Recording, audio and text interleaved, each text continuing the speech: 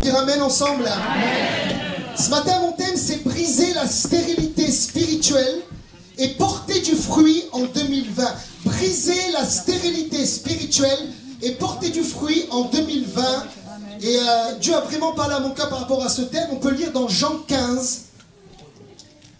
Jean 15, versets 5 et 8. Jean 15, versets 5 et 8.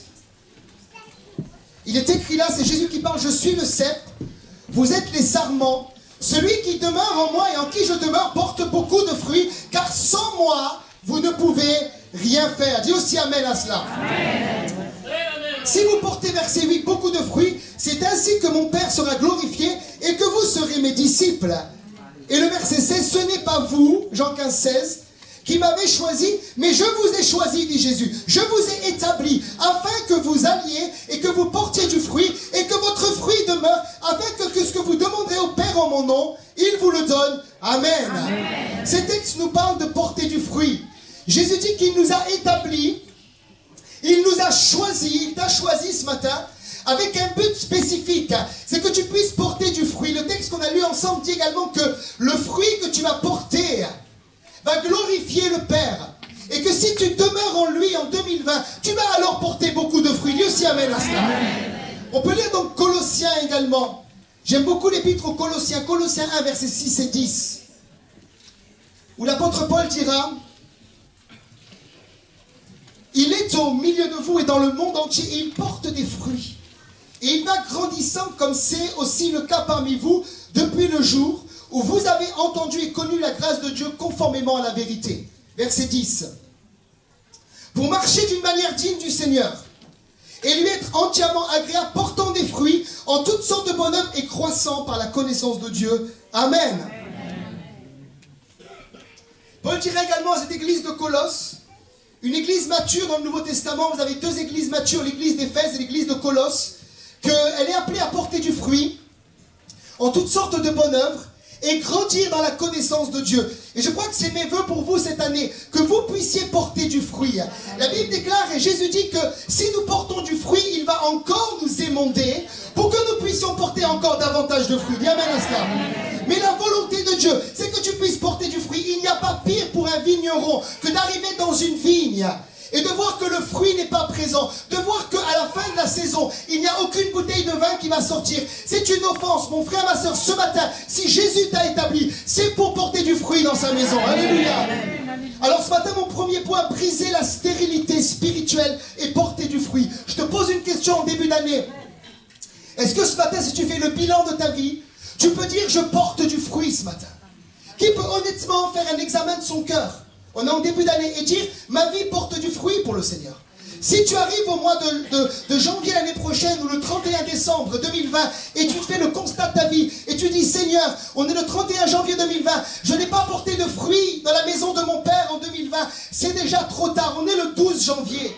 Et la Bible déclare qu'à tes résolutions répondra le succès. Tu dois prendre des résolutions. Est-ce que ma vie en 2020, début d'année, va porter du fruit pour le Seigneur? Vous savez, le temps passe vite. J'ai fait cette blague tout à l'heure, mais c'est vrai, le temps passe vite. La Bible déclare qu'on n'est qu'un souffle, on est une vapeur d'eau qui disparaît. En un instant, nous pouvons quitter cette terre et rejoindre le Seigneur. Et tout ce qu'on a bâti sur terre, tout restera là. On se retrouvera devant le trône de Dieu. Et quand nous le verrons face à face, la seule chose qui nous suivra dans l'éternité, c'est est-ce que sur terre, ma vie a compté pour quelque chose? Est-ce que ma vie a porté du fruit pour le Seigneur? Ou est-ce que ma vie n'a été que loisir? Et c'est pas interdit, il faut avoir des loisirs. Projet personnel. Ou est-ce que ma vie a été une vie qui est tombée en terre et qui a permis à Christ de porter beaucoup de fruits? Si ce n'est pas le cas, je t'invite ce matin à briser la stérilité spirituelle. Pour voir si tu es stérile, c'est très simple. Il faut diagnostiquer. Quelqu'un a dit que 80% des problèmes en médecine sont résolus une fois qu'un diagnostic est établi. Fais un diagnostic sur ta vie. Est-ce que je suis stérile ou est-ce que je porte du fruit? Et l'un des moyens de faire le diagnostic, c'est de chercher la définition de la stérilité dans un dictionnaire. Qu'est-ce que c'est quand tu prends le Larousse? C'est quoi être stérile? C'est être infructueux. Sans enfant, alors je parle bien sûr dans le domaine spirituel, le fait de ne pas engendrer des gens pour Jésus-Christ. Sans fils, sans fille. C'est le fait de ne pas pouvoir engendrer, d'être improductif, avoir une production insuffisante, ne pas concevoir ou produire du tout, produire en très petite quantité, être dans la sécheresse pour un arbre. C'est de ne pas produire de fruits qu'il devrait provision, le fait de ne pas être abondant, les endroits stériles sont appauvris et ne peuvent être labourés. Quand tu entends cette liste, tu te poses la question, est-ce que ma vie porte du fruit ou est-ce que ma vie est stérile? Et si elle est stérile ce matin, dans le nom de Jésus, tu dois dans ta vie briser la stérilité. Dis amen à cela. Et tu dois porter du fruit spirituel. Si tu es improductif pour le Seigneur, tu dois porter du fruit. Alors j'ai regardé un petit peu les mots hébreux et les mots grecs. Vous savez que l'Ancien Testament a été écrit en hébreu. Le Nouveau a été écrit en grec par les apôtres. Et dans l'hébreu, il y a 5 mots traduits dans l'Ancien Testament pour parler du mot stérilité. On va les voir ensemble. Et il y a 2 mots grecs dans le Nouveau Testament. Le premier, c'est akar. Akar, A-Q-U-A-Q-A-R, qui signifie littéralement destruction des organes reproducteurs. C'est utilisé pour les femmes stériles comme Sarah dans la Bible, la femme d'Abraham, ou comme Rebecca, la femme de Jacob, ou encore utilisé pour la mère de Samson qui était stérile. Et dans Deutéronome 7, verset 14, vous retrouvez le mot akar. Deutéronome 7, verset 14, tu seras béni plus que tous les peuples, il parle à Israël, il n'y aura chez toi ni homme ni femme stérile, donc c'est akar en hébreu littéralement, ni bête stérile parmi tes troupeaux. Il n'y aura pas de gens qui ont des organes reproducteurs détruits. De quoi ça nous parle pour l'église ce matin? Ça nous parle d'une église qui est incapable d'engendrer, c'est ça les organes reproducteurs, des hommes et des femmes dans la foi. Il y a des églises qui sont incapables de porter du fruit. Ils sont stériles. Tu vas dans leur église, tu viens en 1986, ils sont 50. En 2020, ils sont toujours 50. Ils n'ont engendré personne pour le Christ. Ces églises peuvent avoir beaucoup d'activités, faire beaucoup de choses sans produire du fruit parce qu'elles ne donnent naissance à personne. Je rappelle que le but de l'église, c'est amener la vie. Dis amen à cela. C'est que des hommes et des femmes rencontrent Jésus. C'est que des hommes et des femmes soient sauvés. Et une église qui ne grandit pas, une église qui reste petite au même nombre, est une église qui spirituellement est stérile. Regardez les églises des Actes.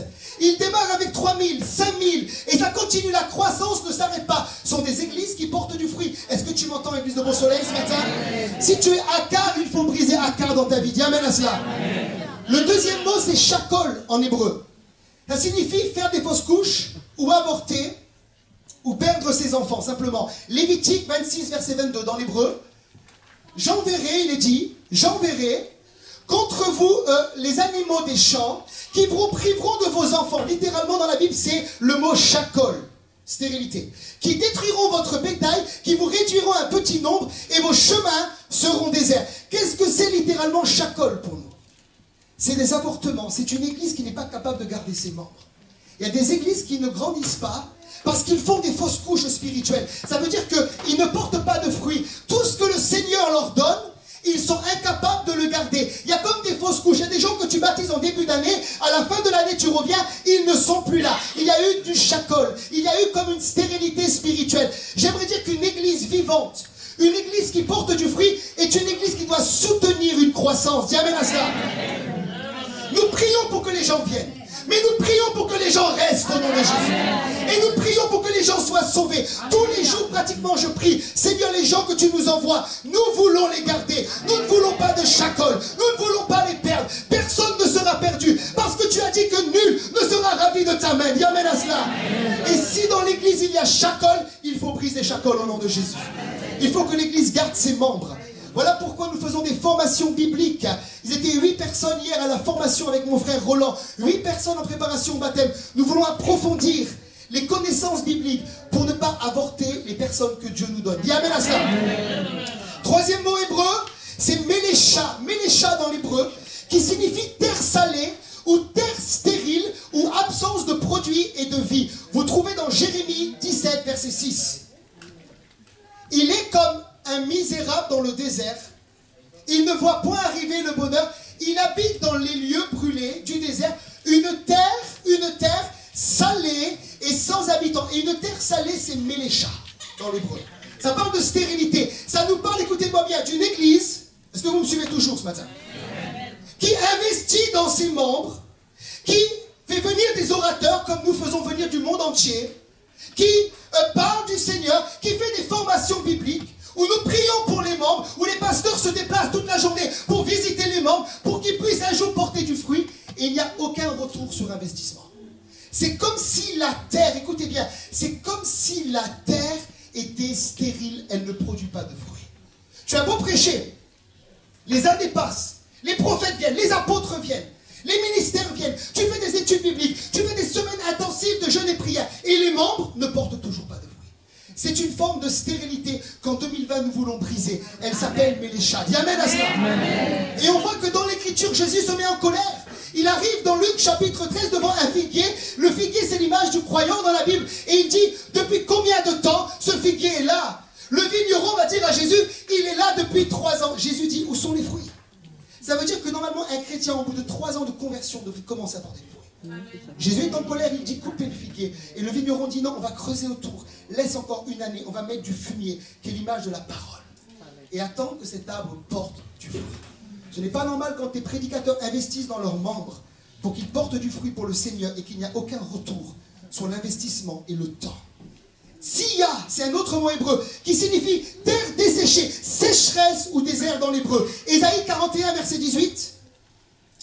Ésaïe 41, 18. Je ferai jaillir des fleuves sur les collines et des sources au milieu des vallées. Je changerai le désert en étang et la terre aride. En hébreu, c'est sia, en courant d'eau. La terre aride, c'est une forme de sécheresse aussi. Et ça nous parle de lieux et d'églises dans le monde ou dans la francophonie qui vivent ce qu'on appelle la sécheresse parce qu'il n'y a pas de temps de prière, de temps d'adoration où les fidèles ont compris que c'est la prière qui va amener la présence de Dieu dans l'église. Et un chrétien qui ne se tient pas devant Dieu, un chrétien qui n'a pas une communion avec Dieu, il est tia, il est stérile, il a beau venir à l'église, mais sa vie spirituelle est desséchée. Et ce genre de stérilité, Dieu m'a dit, tu le brises par des semaines intensives de prière. Dis amen à cela. Tu brises la stérilité quand les membres commencent à prier. Une église dépourvue d'adoration, dépourvue de prière, est une église où la vie de l'esprit et la stérilité va prendre place. Être absent, pardon. Vous savez, aussi un des moyens, et souvent je dis au groupe de louanges, c'est d'investir dans des chants nouveaux. Le fait de chanter des chants nouveaux va briser de sia. Il y a des églises, quand tu rentres, tu chantes les mêmes chants depuis 1980. Et les membres sont assis, ils savent déjà que le guitariste à 10h10 va prendre le même chant. C'est comme une habitude, c'est comme une routine. Dans ce genre d'église, on sent une sécheresse spirituelle. Voilà pourquoi les groupes de louanges doivent investir dans des temps d'adoration forts, des chants nouveaux pour briser la sécheresse et amener la pluie du Saint-Esprit. Est-ce que quelqu'un m'entend ce matin? Est-ce que quelqu'un m'entend ce matin? Otser, dernier mot hébreu, qui signifie cloîtrer, retenir, conserver, fermer, restreindre et garder. On le retrouve dans le Proverbe 30, verset 16, où il est dit le séjour des morts, la femme stérile, c'est Otser en hébreu, la terre qui n'est pas rassasiée d'eau, et le feu qui ne dit jamais assez. Ça veut dire cloîtrer, retenir, conserver, fermer, restreindre, garder. Ça nous parle de gens qui ne portent pas de fruits, parce qu'ils gardent leur vie pour eux-mêmes. La Bible est claire, elle dit que celui qui gardera sa vie la perdra. Celui qui la perdra pour le Seigneur la retrouvera. Dis amen à cela. Et il y a des gens qui gardent leur talent. Il y a des gens qui ne portent pas de fruits parce qu'ils gardent leur vie. Et ils sont quelque part au serre. Ils sont stériles. Ils ne portent pas de fruits. Ils viennent à l'église, écoutez-moi bien, comme des consommateurs. Ils entendent des messages depuis 25 ans, 30 ans, 50 ans. Mais quand le pasteur dit qui cette année est prêt à venir devant sur l'autel, à donner sa vie au Seigneur, à s'engager dans un service, ils ne sont pas là. Ils sont au serre. Ils retiennent quelque chose. Et à cause de ça, le fruit tarde, les années passent et le fruit n'est jamais présent. Je terminerai par 2 mots grecs. Le premier dans le Nouveau Testament, c'est stéros, qui signifie rigide et manqué de naturel. Luc 1, verset 7, on parle de stérilité. Il n'y avait point, dans Luc 1, 7, voilà, il n'y avait point d'enfant parce qu'Élisabeth était stérile. Dans le grec, littéralement, c'est stéros. Elle était rigide. Et ils étaient l'un et l'autre avancés en âge. Et qu'est-ce que c'est la rigidité? C'est le fait d'être un chrétien qui ne se laisse pas façonner par le Seigneur. Il y a des gens, ils sont rigides. Tu prêches, tu sens, tu sais, moi les gens rigides, quand je prêche, je ne les regarde pas, c'est plus simple. Je regarde les gens ouverts, moi je me mouvoie dans l'esprit. Mais si je regarde les visages fermés qui me regardent comme ça, je sais qu'il n'y aura pas de fruit. Alors je laisse, Dieu m'a dit laisse, prêche pour ceux qui veulent. Dis amen à cela. Mais il y a des gens, ils viennent. Alors si vous êtes rigide, ne vous mettez pas au premier rang, vous risquez de rendre le culte stérile. Les gens rigides au fond, s'il vous plaît, les gens qui vont dites amen à cela. Parce que dans une église, il faut qu'il y ait la vie pour amener la vie. La rigidité, mais la rigidité, c'est le fait aussi que quand Dieu te parle, il te dit quelque chose, il te met dans les mains du potier, tu résistes et le vase n'est jamais formé. Tu as des gens, vous savez, je pense à une sœur hier. J'ai une amie à moi, elle m'a ouvert des portes extraordinaires. C'est grâce à elle que j'ai fait de la télévision au Canada. J'étais au Canada il y a un mois dernier, vous avez toutes les émissions sur Internet et sur la télévision EMCI TV. C'est elle qui m'a ouvert la porte là-bas. Elle m'a ouvert la porte dans un pays étranger, où peu de prédicateurs vont. Je prêche grâce à elle là-bas. Mais cette sœur-là, elle est rigide. Et je dis à mon épouse hier, je l'aime. J'aime cette sœur, je lui suis redevable pour tellement de choses qu'elle a fait. Mais depuis maintenant 10 ans, je la connais, son caractère ne change jamais. Il y a une telle rigidité quand elle m'appelle, elle critique l'un, elle critique l'autre, elle critique les femmes de pasteurs, elle critique les serviteurs de Dieu. J'ai une migraine qui vient, je pourrais revenir à chaque fois. Mais je dis, cette femme-là, elle pourrait être utile pour le Seigneur. Elle devrait aller plus loin. Mais à cause de la rigidité, Dieu se sert d'elle. Dieu l'utilise pour quelques portes. Mais Dieu limite le fruit parce que le caractère ne change pas. Il y a des chrétiens qui ne changent pas. Il y a une rigidité en eux qui les empêche de porter du fruit dans la maison de Dieu. Dis amen à cela. Dernier mot, argos. Argos, qui signifie en grec être inactif, au chômage, paresseux ou inutile. 2 Pierre 1,8. 2 Pierre 1,8. Car si ces choses, il parle du fruit de l'esprit, sont en vous et ils sont en abondance. On doit retrouver la vie en toi en abondance. Dis amen à cela. Quelqu'un dit en abondance. Dis-le plus fort, en abondance. Elles ne vous laisseront point oisifs ni stériles. Le mot grec là c'est argos. Pour la connaissance de notre Seigneur Jésus. Et ça parle de gens qui sont passifs, qui sont au chômage spirituellement. Ça parle de gens qui sont inactifs dans la maison de Dieu et à cause de cela, ils ne portent pas de fruits. Est-ce que quelqu'un a reçu quelque chose lors du premier point? Faites-moi un sourire, j'ai l'impression que j'ai tué l'atmosphère. Faites-moi un sourire. Alléluia, monsieur le maire, merci pour le sourire. Il est plus grand que vous, pour plus de fruits que vous ce matin-là. C'est un constat, on est en début d'année. Alors maintenant, deuxième point. Comment savoir si je porte du fruit? Monsieur le maire, j'ai encore du temps, ça va? C'est bon? Super. Merci, monsieur le maire. Deuxième point. Quels sont les signes d'un chrétien ou d'une église qui porte du fruit? C'est simple, écoutez bien, j'ai fait une liste. Une église qui porte du fruit, le nombre de membres et de convertis augmente année après année. Amen. Merci pour ton amen. Amen. Une église qui porte du fruit, les personnes et l'auditoire grandit année encore une fois après année. Amen. Une église qui porte du fruit, le nombre de baptêmes augmente année après année. Une église qui porte du fruit, le nombre de guérisons miraculeuses, parce que nous croyons à la guérison divine, augmente année après année. Une église qui porte du fruit ou une vie qui porte du fruit, la connaissance de Dieu augmente. Quelqu'un qui porte du fruit, un chrétien qui connaît Dieu. Les gens me disent, je connais Dieu depuis 1970. Mais quelle est ta révélation de 2020? Moi, je connais mon Père. Il m'a fait naître, alléluia. Ça vient au feu, c'est communiqué. Mais en 2020, c'est pas le même que quand je suis né. Il a évolué dans sa manière de penser, de voir les choses. Et je le connais en 2020. Est-ce que tu connais Dieu en 2020? Est-ce que ta connaissance de Dieu est une connaissance intellectuelle qui date du siècle dernier, où ta connaissance augmente? La crainte de Dieu et les moyens financiers. Alors on est en France, hein. Je me cache, les moyens financiers. Ne me lapidez pas. Augmente dans une église qui est en croissance. Merci pour les amens. L'argent, c'est le nerf de la guerre. Hein. Le nombre de responsables augmente dans une église qui porte du fruit. Les relations entre frères et sœurs s'approfondissent. C'est le signe que le fruit est là. Le nombre de visions, de rêves donnés par l'Esprit s'accroît dans la vie des membres. Il y a plus d'expérience avec Dieu quand le fruit est là. La connaissance de la Bible, la connaissance de versets bibliques que tu connais par cœur augmente. C'est le signe que le fruit est là. La profondeur et la durée dans la vie de prière augmente. Je faisais un constat. Je priais ce matin très tôt, parce que mon fils, c'est pas encore les nuits, c'est affreux, il me réveille tous les 3 heures. Je donne le bibi et je prie en même temps. Et ce matin, je me suis quand même levé tôt pour prier. Et au bout d'un moment, je lis pendant une demi-heure ma Bible, pendant une demi-heure, je prie. Au bout d'une heure, je sais que je dois y aller, c'est le temps d'aller à la réunion. Et je dis, Seigneur, j'ai l'impression que j'ai commencé à prier. Une frustration. Écoutez, je vous dis franchement, quand j'avais 18 ans, prier 10 minutes, pour moi, c'était affreux. Aujourd'hui, passer 1 heure, 1 heure et demie, 2 heures à prier. Mais quand le fruit est là, ton intensité, ta durée, ta profondeur à la prière, est-ce que je parle à quelqu'un ce matin? La compréhension des choses de l'esprit augmente, le nombre de défis augmente, les fidèles aspirent à une plus grande vision, le nombre d'activités dans l'église augmente. Tout ça, c'est le signe que quelqu'un ou qu'une église porte du fruit. Dis-moi amen à cela. Je termine, dernier point. Comment maintenant porter du fruit? La bonne nouvelle, c'est que tu n'es pas obligé de rester stérile. Alléluia. La Bible déclare dans Ésaïe 54, verset 1. Ésaïe 54, verset 1. Réjouis-toi, stérile, Toi qui n'enfantes plus, fais éclater ton allégresse et ta joie. Toi qui n'as plus de douleur, car les fils de la délaissée seront plus nombreux que les fils de celle qui est mariée. Dis l'Éternel, acclame le Seigneur. Tu peux sortir de la stérilité. Et je parle en tant que prophète de Dieu ce matin. J'ai dit à Dieu, donne-moi ce matin la solution pour que l'Église rentre dans une vie abondante, pour que le fruit soit là en 2020, pour que le nombre de fidèles augmente, pour que nous puissions aller plus loin dans la présence de Dieu. Et Dieu m'a dit, pour toi ce matin, le moyen de briser la stérilité, c'est l'intercession.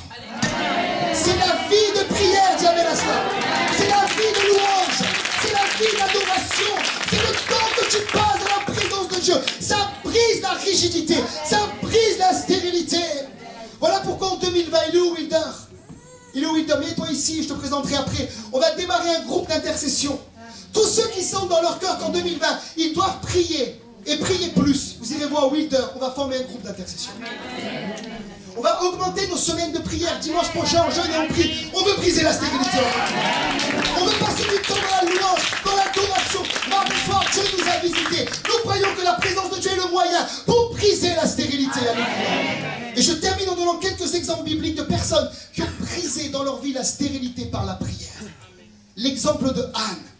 On connaît cette femme qui s'appelait Anne. Elle avait un problème, elle était stérile.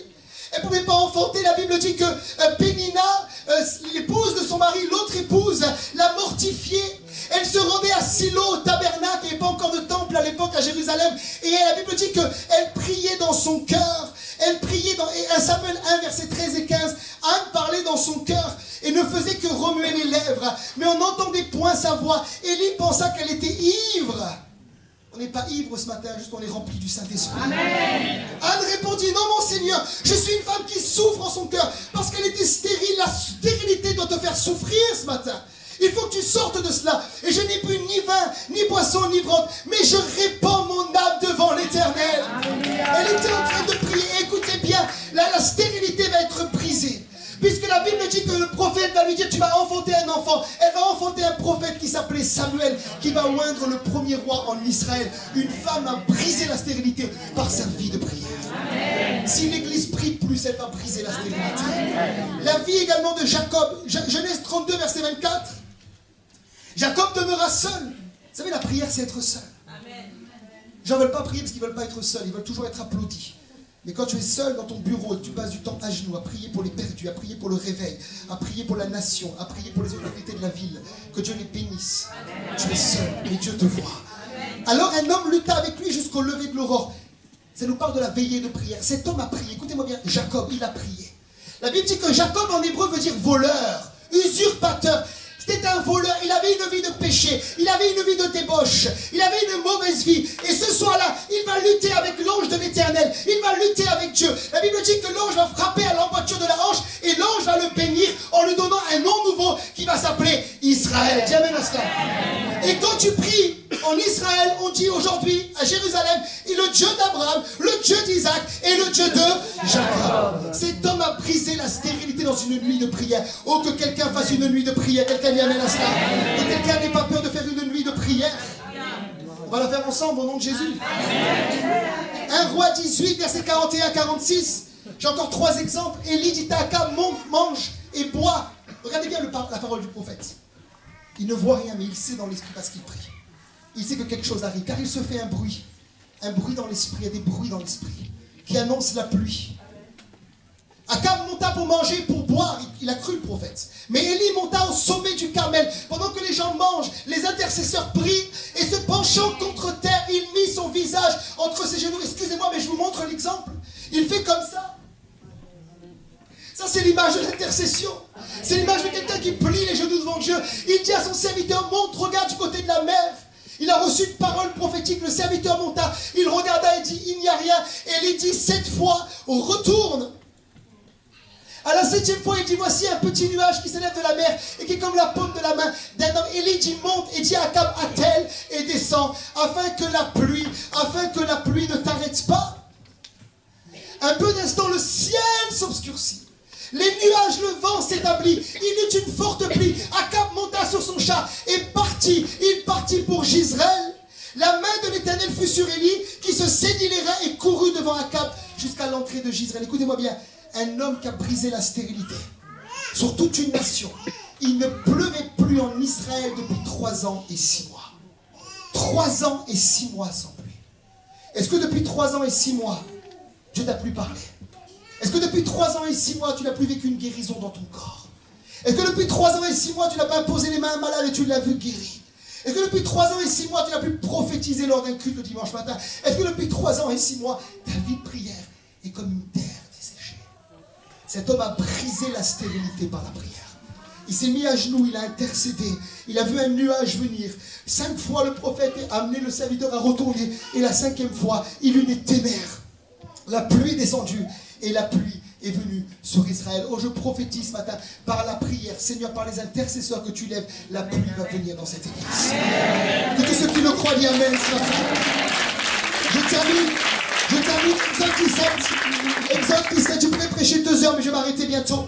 Exode 17, versets 8 et 13, Amalek, qui est l'image d'une domination, vient combattre Israël à Réphidim. Alors Moïse dit à Josué, choisis-nous des hommes et sors et combat Amalek. Demain, je me tiendrai sur le sommet de la colline, la verge de Dieu dans ma main. Josué fit ce que lui avait dit Moïse pour combattre Amalek. Et Moïse, Aaron et Hur montèrent au sommet de la colline. Lorsque Moïse élevait sa main, Israël était le plus fort, l'image de la prière. Et lorsqu'il baissait sa main, Amalek était le plus fort. Les mains de Moïse étaient fatiguées. Ils prirent une pierre qu'ils placèrent sous lui. Il s'assit dessus. Aaron et Hur soutenaient ses mains, l'un d'un côté, l'autre de l'autre. Et le peuple vainquit Amalek. Amalek, c'est l'image, vous savez, moi je crois au monde spirituel, sans devenir paranoïa, de ces choses qui spirituellement, invisiblement, t'empêchent d'avancer. Il y a des choses qui sont spirituelles qui ne se brisent que par une vie de prière. Amalek voulait que le peuple soit stérile. Il empêchait Israël de rentrer dans son héritage. L'héritage que Moïse combattait était l'héritage que plusieurs milliers d'années avant, Dieu avait dit à Abraham, je vous donne cette terre. Ils étaient prêts à rentrer. Il y a des Amalek dans nos vies qui nous empêchent de porter du fruit. Tu dois les briser dans la prière. Tu dois les briser. Moi je me rappelle, j'étais lié par la peur. J'avais des peurs en moi, mais des peurs terribles. Jamais j'aurais pu prêcher devant monsieur le maire. Jamais j'aurais pu aller dans des lieux faire de la télévision. Jamais. Un jour il a fallu que je prie pour que la peur soit brisée sur ma vie. Il faut briser ton Amalek en 2020. Je termine par Jésus. Hébreux 5, verset 7, c'est lui. Je termine par le Messie, par celui qui est notre exemple suprême. C'est lui qui, dans les jours de sa chair, quand il était sur la terre, dans son corps humain, ayant présenté avec de grands cris, voilà comment Jésus priait pour toi et moi, et avec des larmes, des prières, des supplications, à celui qui pouvait le sauver de la mort, ayant été exaucé à cause de la piété. Et je termine par ce temps à Gethsémane, Luc 22, 44, étant en agonie. Voilà comment Jésus priait, une prière fervente. Il pria plus instamment, et sa sueur devient comme des grumeaux de sang qui tombaient à terre. Qui aujourd'hui peut dire en 2020, sur toute la surface de la terre, qu'il a porté plus de fruits que Jésus? Il a intercédé pour toi et moi. Et aujourd'hui, pendant que je prêche, en Corée, dans la ville de Séoul, il y a une église d'1 million de personnes. En Chine, 10% de la population devient chrétienne. L'Afrique entière se tourne vers le Christ. D'ailleurs, il y a beaucoup de blagues ce matin, on les salue. Alléluia. Amen. Pourquoi? Parce que Jésus s'est tenu devant le Père et qu'il a brisé la stérilité et qu'il a prié pour qu'il y ait un peuple nombreux qui soit sauvé. Et depuis 2000 ans, l'Église ne cesse de grandir. Depuis 2000 ans, des missionnaires ont été envoyés, des hommes, des femmes dans le monde entier. Et ça porte du fruit jusqu'ici à Beau Soleil. C'est dans ta vie de prière. Les gens auraient pu dire à Jésus, écoutez-moi bien, tu peux encore prêcher, tu n'as que 33 ans et demi, ne meurs pas à la croix, meurs à 90 ans. Mais pour porter du fruit, il fallait une mort sur la croix. Une mort terrible. Et jamais Jésus aurait porté autant de fruits. S'il avait vécu jusqu'à 90 ans, il fallait que le grain de blé tombe en terre et ne meure. Qu'il reste seul. Qu'il reste et qu'il aille dans le séjour des morts. Et qu'il remonte auprès du Père. Pour que le fruit soit là. Est-ce que quelqu'un m'entend? Est-ce que j'ai prêché pour quelqu'un? Est-ce que les cœurs sont durs ce matin? Vous m'entendez? Je ne voulais pas le dire, mais je conclue. C'est la vraie conclusion. En disant que en 2020, Dieu m'a dit, par 2 frères et sœurs de l'Église, l'Église ne prie pas assez pour les serviteurs de Dieu. Et Paul dira dans Éphésiens 6, priez pour moi, afin qu'il me soit donné, quand j'ouvre la bouche, de faire connaître hardiment et librement le mystère de l'Évangile pour lequel je suis dans les chaînes. Et je rappelle que les ministères, on n'est pas parfaits, mais nous sommes en première ligne spirituellement. En 2020, nos familles ont été attaquées, ma mère est tombée, elle a eu une double fracture, mon enfant a été en réa. Et beaucoup de gens nous disent, priez pour moi. Moi j'aimerais te lancer un appel en 2020, toi, prie pour moi. Amen. Regardez bien, Dieu m'a dit dans 1 Roi 22, verset 31, et je termine par ce dernier verset. 1 Roi 22, 31. Le roi de Syrie avait donné cet ordre aux 32 chefs de ses chars.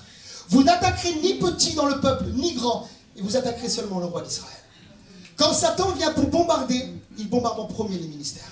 Quand Satan vient pour attaquer une église, il ne commence pas par les petits membres qui ne viennent pas régulièrement à l'église, il commence par ceux qui sont en première ligne. Voilà pourquoi on a besoin d'une église fervente qui prie pour les ministères, qui porte les ministères dans la prière. Alléluia! J'ai témoigné quand mon fils était rien, on a failli me perdre, il était devant moi, il venait blanc, il étouffait. Et j'ai dit, papa, qu'est-ce qui se passe? On prie, ça ne marche pas. Il m'a dit, quand ça ne marche pas, je suis pas en train de me dire, oh, bah, c'est comme ça, Dieu veut que ça marche. Dis amen à ça. C'est vrai ou c'est pas vrai? Il m'a dit, appelle l'église. Il manque la prière de l'église. Et Dieu m'a donné un passage, acte 12. L'église ne cessait d'adresser des prières à Dieu. Pierre en prison. J'ai appelé Anne-Marie. On a appelé Roland. On a appelé Jérémy. Mon frère était au courant. J'ai appelé Thierry, tous les responsables. On a commencé à prier. Mon fils, je vous assure, dans les minutes qui suivent, avait repris des couleurs. Il avait repris dans les minutes qui suivent. Je lance cet appel. Est-ce que cette année, les combattants dans la prière vont se lever pour le Seigneur? Fermons nos yeux, restons devant lui. On termine par la prière. Avant laquelle vie,